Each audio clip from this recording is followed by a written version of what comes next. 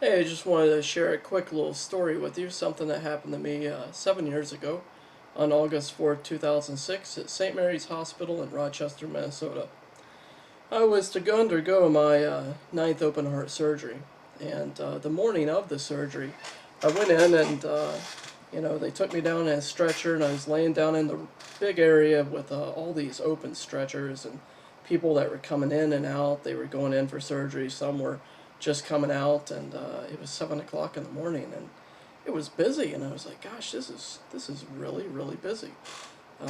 So I was just laying there, and these two anesthesiologists came in, and we were joking about fish stories. Now, I was raised on a rainbow trout farm, and you can imagine when I tell a fish story, it goes from this big to about this big and this big. So I love talking about fishing. So I really had a great conversation with these two guys, and my doctor, Dr. Francesco Puga, um, just really a wonderful doctor, burst into the room. The double doors blew open to the operating room. Out came Dr. Puga. He was like, "Go, go, go, go do some work. Come on, go on, go on." So these two poor guys took off running, and Dr. Puga came up, and I was already pretty terrified, to be honest with you. Going in for my ninth time, I honestly didn't think I was going to make it. And I didn't have my glasses on, so I couldn't see very much. It was pretty blurry in the room. And Dr. Puga came over and he said, "How are you doing, Michael?"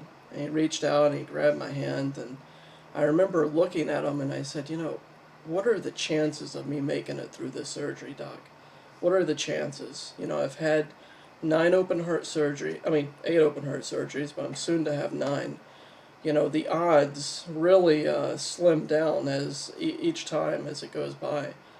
And Dr. Puga looked at me, and I'll never forget what he said. Well, first what he did, then what he said. He unlocked the wheels on my stretcher and grabbed me, swung me left, swung me to the right. He swung me back in the middle, and he slammed on the brakes.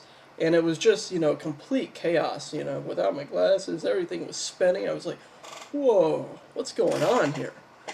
And you'll understand the symbolism in just a moment. And so Dr. Puga leaned in, he grabbed my hand, and he said softly, but loud enough for me to hear, he said, "Michael," he said, "50% of the chance of you making it through this surgery is your goals in life, what you're meant to do, what God called you to do in your life." He was like, "The other 50% depends solely upon God and upon His will for your life." And then he said something I'll never forget, and I think about it quite, and it really helps me make it through difficult times. He said, I am but an instrument in God's hands." And I was just completely enthralled with his words. It put me at ease, it put me at peace, and it made perfect sense. And I went in for the surgery, and sure enough, obviously, I'm still kicking.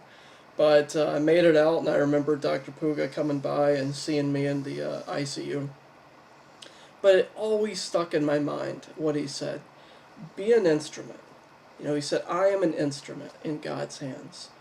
And I really thought about that in my own life. And in the 7 years I've had, 7 extra years that I didn't think that I would have after that surgery, to use my own life, to use myself, to reach out to others, to help them to see their great gift, that their great gift that they've been given by God, and to use that to help others.